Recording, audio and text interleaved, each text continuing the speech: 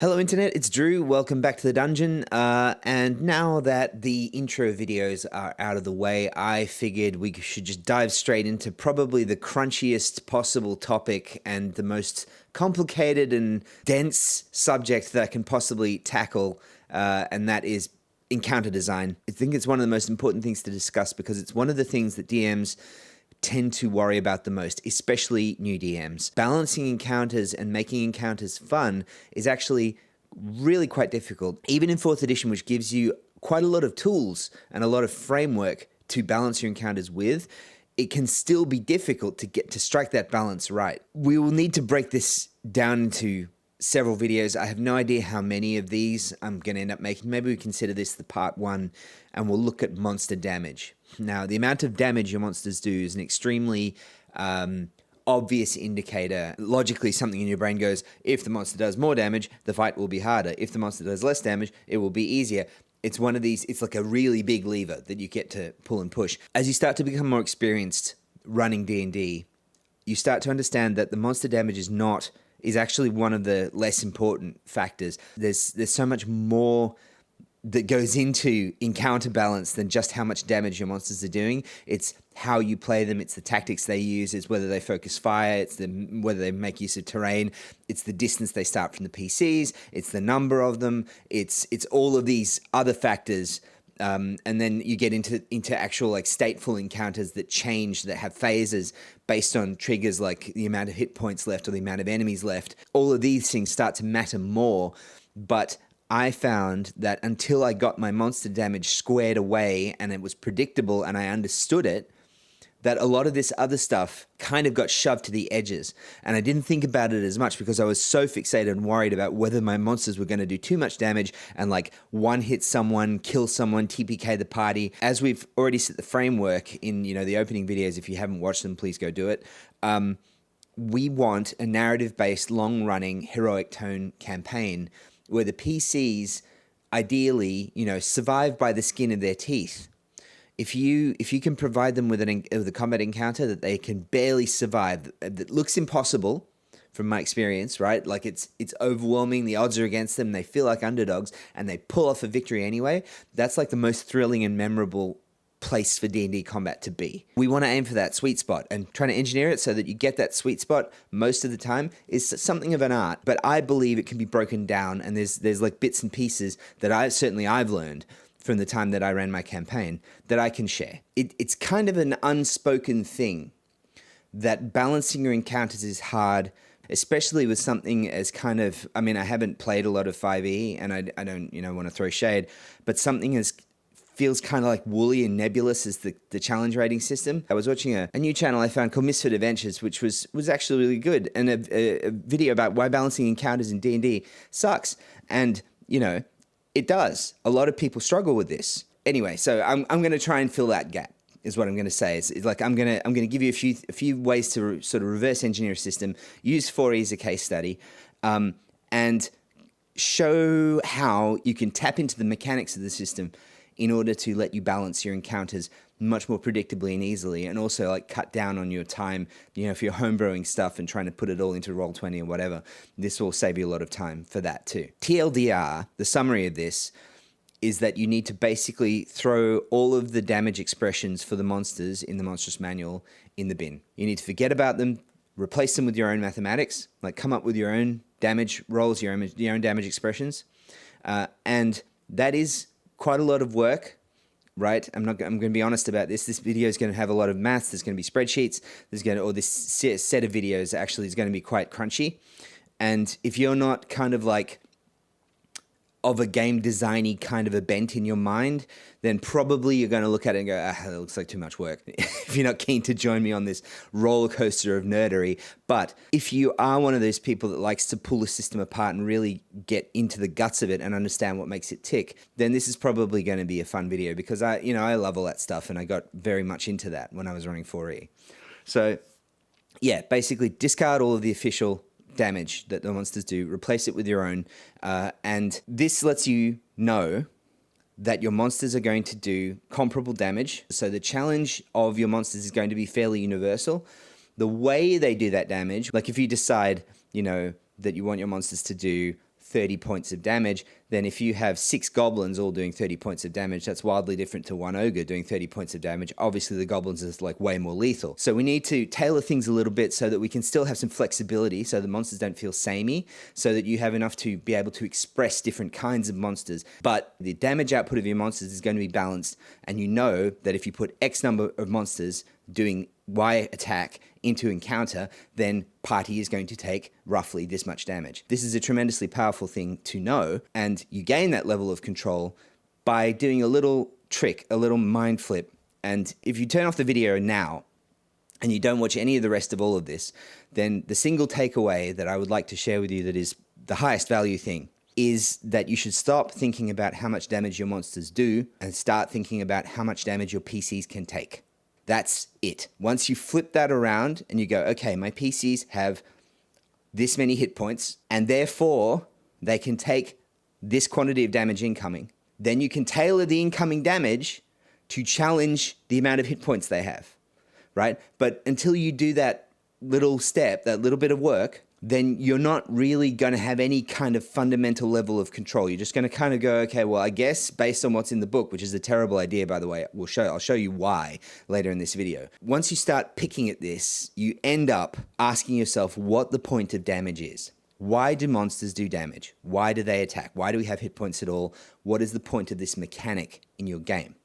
And there are a lot of surface or system level answers to that question. It forces the PCs to expend resources. It makes them use healing surges, healing potions, whatever it is. It makes them change tactics. It makes them strategize and work out who's going to heal this person and how they're going to take the monster down without taking any more damage, or what type of damage the monster is doing and how they can counter that, or whatever it is, right? Because all this system level stuff. But fundamentally, I think the main reason why we have damage in combat encounters is to make encounters exciting, right? It's to introduce risk, because if you run out of hit points, you can no longer partake in the game, right? You are excluded from the activity if you run out of resource. And like threatening your PCs and your players with if you screw up, then you can't play anymore. That's kind of isn't it more interesting to have costs that are if you screw up, your PC will have a broken heart, or your PC will never find their lost parents, or something story level will happen to them. They will get a scar, or they will fail in their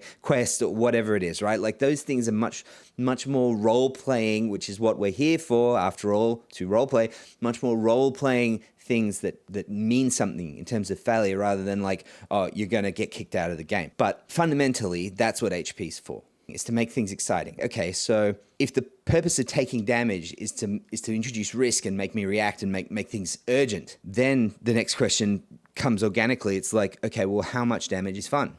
If you have 150 hit points and a goblin stabs you for 10, is that exciting? No, it's lame. If you have 50 hit points and an ogre smashes you for 45, is that fun? I don't think so. No, I think it's just scary. You immediately give up. You're there's no way we can beat this thing. We're doomed. If you have 80 hit points and something hits you for 50, 45 or 50, just over half, that's kind of getting a little bit more fun, I think, a little bit more interesting, because maybe you can strategize. Maybe you can get a heal. Maybe you can hit the monster back. Is there something we can do? Can we snare it? Can we slow it? Can we stun it? Can we get away from it, kill it at range with magic? All of these questions start to pop out because the fight is serious, but it's not over. It's not, sorry, my cat's meowing. What do you want? Shush. The first part of this video series, if you like, is going to be focusing on the problem. We're going to get into how to build all of this out, how to make this damage structure. We'll do that in another video, because I've tried 3 times now to film this video, and it always ends up being a 45-minute monster video, because the problem is quite big and complicated. So this first video is just about understanding the problem. But with this in mind, right, we want an exciting level of damage. So let's take a look at what some of the published monsters, what their damage is like, and let's try to decide whether that's an exciting amount of damage to pose to your PCs as a challenge. Before we can do that, though, we need to work out how many hit points our players have. If you have a set party and you're a DM running for a set, then you know, because you have access to your players' character sheets and you can look at the hit point totals and work out an average and do all the rest of it. Caveat, this is, I strongly recommend that if you're going to try and undertake this sort of thing, don't let your players roll for hit points. That's the dumbest thing ever. I remember I had like a level 20 knight in second edition, or he's level 19 or something like that, and he rolled nothing but twos and threes for his hit points the whole way through, and he had this really low hit point total. Like, sure, we all want to roll a clacky rocks, but as the DM, you need to be able to balance your encounters. If you're aiming for this kind of story-based thing that's going to progress, then you kind of need stuff to be a bit more predictable. Let's look at this, what this might look like. This is, I warned you, there's going to be spreadsheets. This is a spreadsheet where I went through the different character archetypes, right? The different character classes in 4E. And I discovered that there are, on average, 4 different PC types when it comes to hit points. I'm going to assume all PCs have a starting con of 12 because con in 4th ed is not that much, is not as much of a big deal as it is in other editions. You don't add your con modifier at every level up. You add your starting con to your starting hit point value to determine your starting total. But your hit points don't scale as aggressively with con as they do in other editions. So a lot of players just end up going for 12, which goes to 13 in Paragon and 14 in Epic. So your type 1, your classic wizard, invoker, the squishy clothy, the ones who have less hit points, they start with 10 hit points and they gain 4 hit points per level with every level that they level up. Type 2s, which is rangers, rogues, melee characters, people that are probably going to be in the thick of it, take a few more punches as compared to the clothies. They have a starting 12 hit points, and they gain 5 per level. And then your paladins, fighters, barbarians, your meatheads, your beefcakes, they start with 14.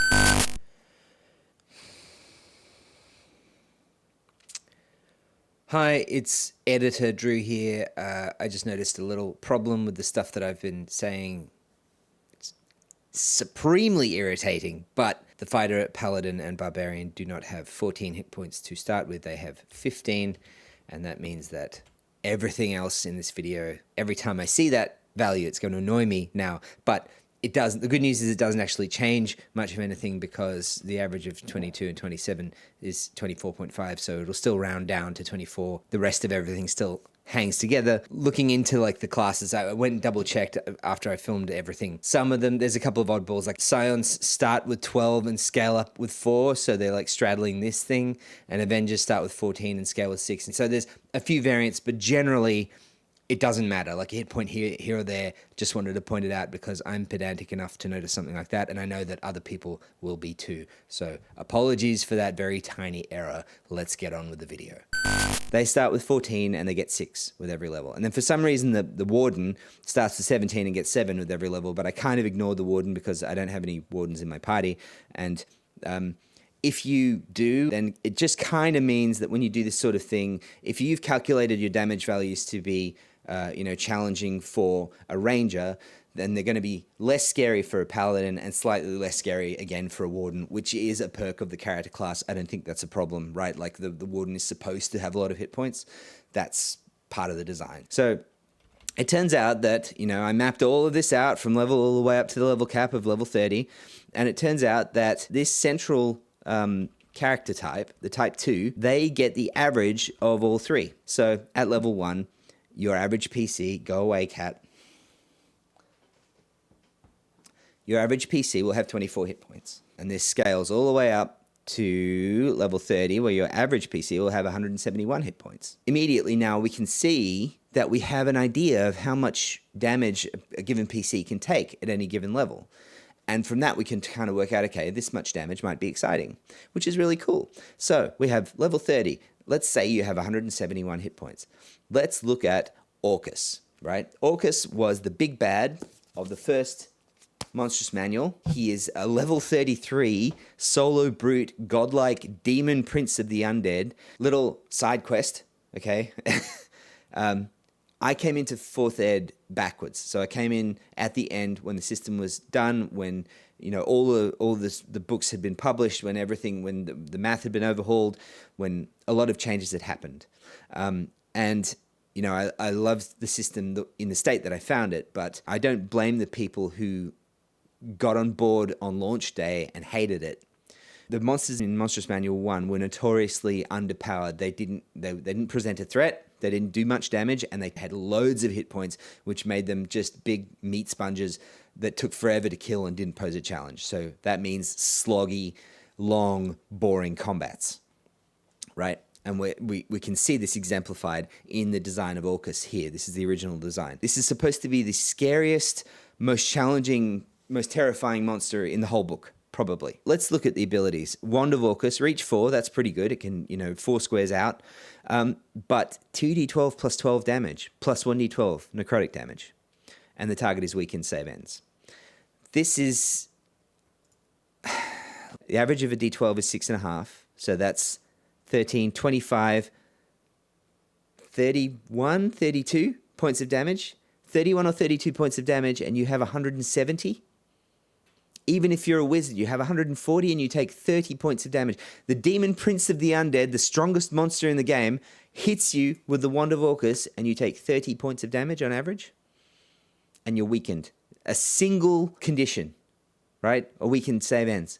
By level 30, you have a million ways of getting out of that, by the way. But this is a pitifully tiny amount of damage. It's not exciting. And this is a standard action. So he can do one of these bonks per round. He's boom. That's it. Maybe he can do another one if he spends an action point. So he could hit someone twice for 60 points of damage. It's not even half their health. Demon Prince of the Undead. Let's look at the next thing. Touch of Death. The target is reduced to 0 hit points. Okay, straight away. That's a bit spicier. But again, it's a standard action. So he can do that or the Wand of Orcus, not both. And once he's used it, it's a recharge ability, which means he needs to roll a 6 in order to be able to use it again. So probably he's going to use it once, and then, 4 or 5 rounds later, he's going to recharge it, use it again. It's just not threatening. If the party has any kind of competent leader, that damage is going to get healed up pretty quick. Tail Lash is the only off-turn action. Immediate interrupt when you move or shift into a square adjacent. So, okay, yeah, but TD8 plus 12. 21 points of damage. Even worse, and a stun until the end of Orcus's next turn and knock prone. This is a reaction to you moving into Orcus's range, so you're going to lose your turn because he stuns you, which is kind of crappy. But you're stunned until the end of Orcus's next turn, which means that it's not even the end of your next turn, right? Like, you're going to take your turn. Presumably, Orcus is going to get another turn between you and your next turn, and then you're going to just be up and adjacent to him, stand up and do your attack. Right? Underpowered. None of this is exciting. It's just tiny amounts of damage and very timid control. Necrotic Burst, Close Burst 10, that's pretty big.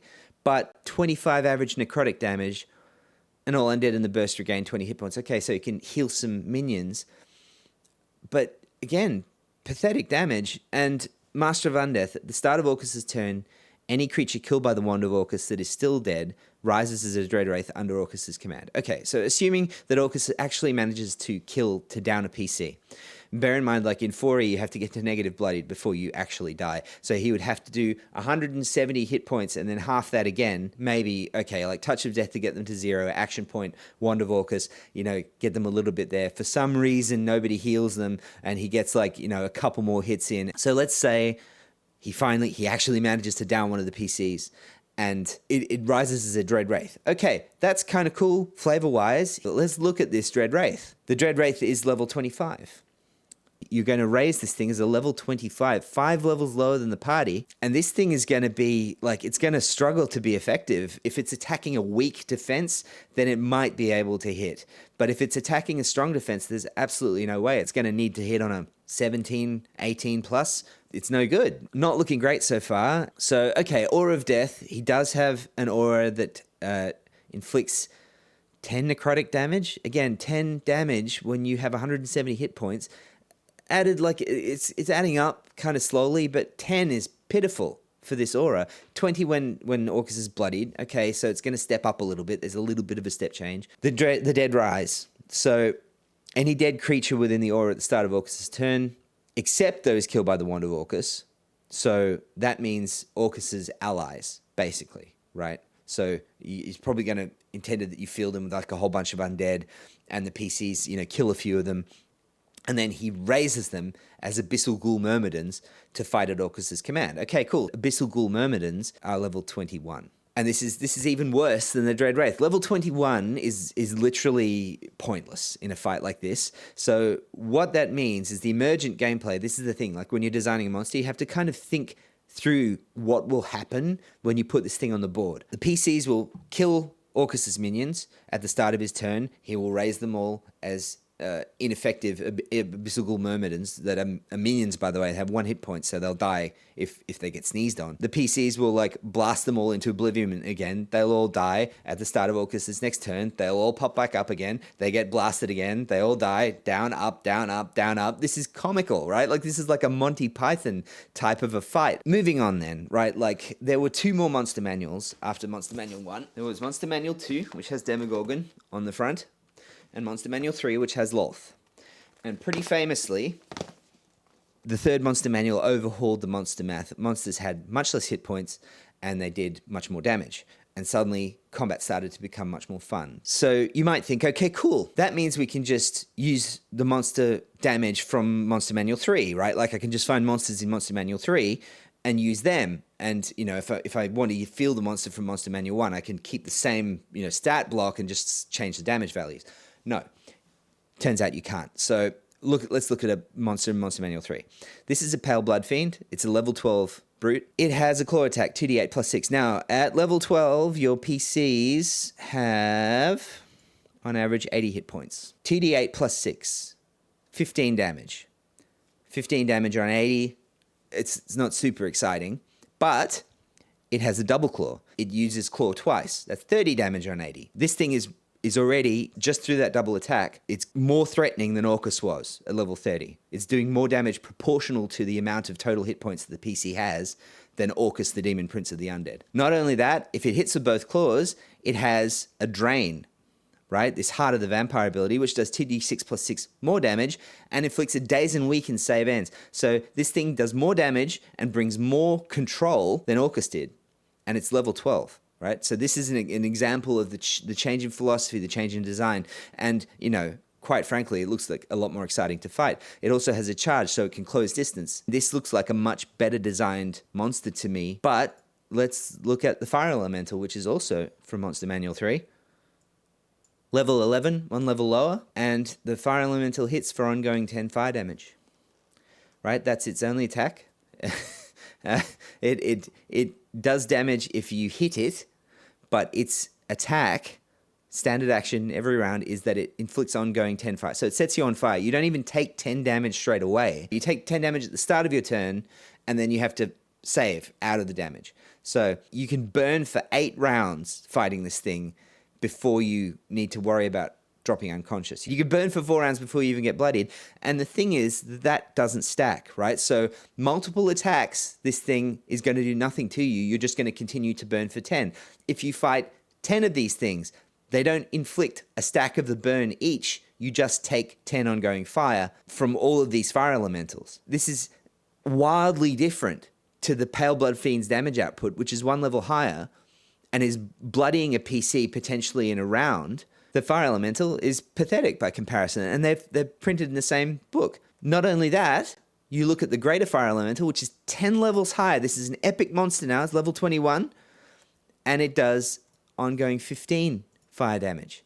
15. You got 5 extra points of damage, and meanwhile the PC's health has scaled up by level 21. They have 126 hit points. It has a close burst 3 that it blows up for 2d6 plus 2. What on earth? 2d6 plus 2. That's 9 points of damage on average. Single digit damage at epic tier. What? Why? I don't understand. This is like I'm getting heated now because like this is from the point of view of someone who, like, I was never the greatest game designer in the world, but I made a game and it shipped and it went out, you know, worldwide, and a lot of people played it and said it was fun. And this stuff drives me nuts because I look at it and go like, what made you think this was, even in the edition, in the Monsters Manual where you overhauled the maths, you published this? I don't understand. right? And then you go and compare it to the greater Earth Elemental, and the Earth Elemental is like way scarier. When you think of an Earth Elemental, you think like tanky. You think something that can take a lot of damage. You think something that's very big and solid and kind of slow and lumbery. But nevertheless, the Earth Elemental does 48 plus 12 damage on a slam. It's got a flattening stomp, which it recharges, so it uses that twice a fight because it uses it and then it uses it again when it gets bloodied. 5d8 plus 20 damage. So obviously, the problem continues. We can't just trust the values in Monster Manual 3 because they're also wildly inconsistent. If a DM put those fire elementals up against their party, that would be a shockingly disappointing encounter. It's almost better to just walk away and let this thing like set you on fire for some pitiful amount of damage and just ask the cleric to heal you every now and again until the thing finally gets bored or like goes back where it came from or something happens to make it leave you alone. So, okay, I am not the first person, obviously, to notice these problems, and I'm not the first person to try to solve them. If you have run any 4E and you're in any way familiar with the scene, you will be very familiar with this wonderful document. I started out running 4E and, asked around, got into some 4E communities on Discord and online or whatever, and better DMs than me pointed me at this document and said, oh yeah, you need to use the different maths. What is revolutionary about this thing, and what I have blatantly copied, is that they kind of like got rid of the idea of monsters all doing different types of damage. Some people might shy away from that because it's one way of like giving the monster identity. Personally, I think it's like a really bad way of giving the monster identity. The monster's identity should come through stuff that you describe, the way that it talks, the way that it moves, like all of these sorts of things, these factors about it. That's what gives it identity, not the mathematical expression of how much damage it does. But you still got to have this basic idea that an ogre with a club is going to do one big smack, and a bunch of goblins with knives are going to do lots of little pokes.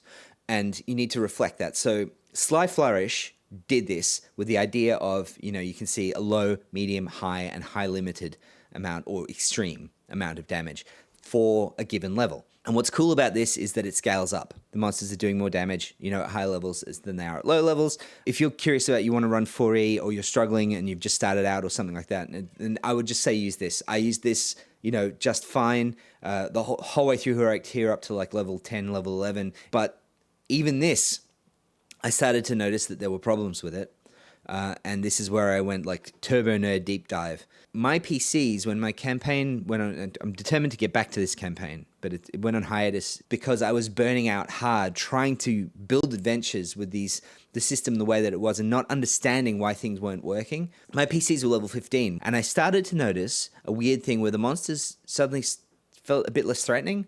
They kind of weren't doing the thing anymore. Part of this is like 4E's power curve for the player characters goes through the roof really fast, gets completely out of control from like late Paragon onwards, and Epic is insane. That's part of it, but I was blinded by that, and I didn't understand that part of the problem also is that the monsters don't scale in various ways, and I'll show you what I mean. So if we look at a level 5 PC and we look at the biggest hit that a monster can do, 2d6 plus 12, that's 3.5, 7, 19 damage on average. Against the level 5 PC, 19 damage is just under half. If you then do the same thing for a level 30 PC, 4d8 plus 39, 57 points of damage. You have 171 hit points, kind of a third.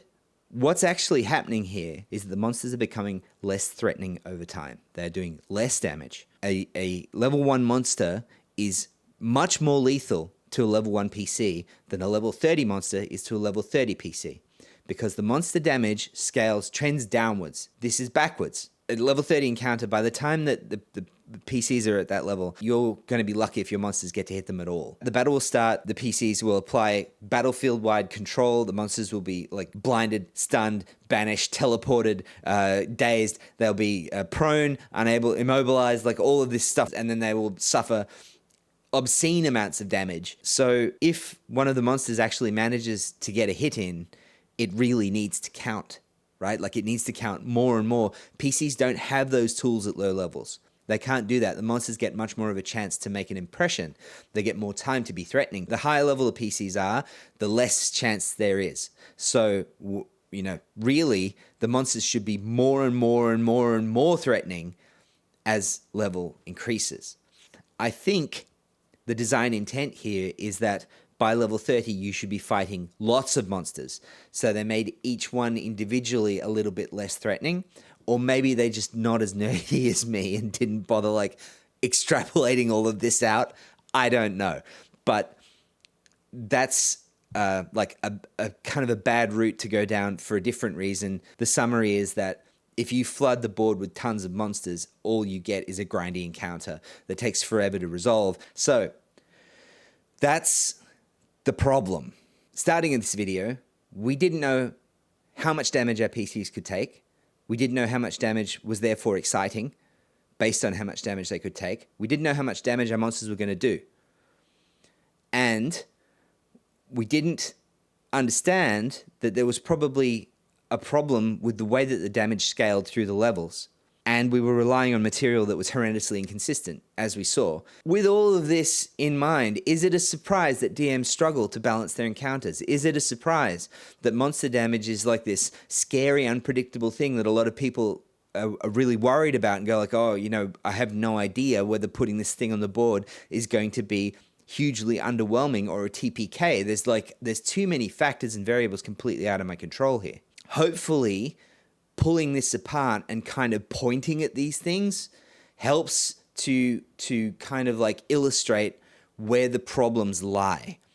How to solve them is a separate video, right? Like I'll do that next. It's not an easy thing. Like this is a lot more difficult than just picking up an adventure that someone else wrote and running it and just taking their word for it and going like, oh, well, you know, that PC died, guess that's D&D. But if you really want to master your game, then I think that you need to kind of do this work to understand the underpinning stuff underneath the system that makes it work the way it does. And once you do, then you're in charge and you don't really need the published material anymore. And that kind of freedom, I think, is worth hanging on to in an age where the future of our game is a little fraught and uncertain. So yeah, that's about all I had to say for this particular video. I'll be back with the next one soon. Bye.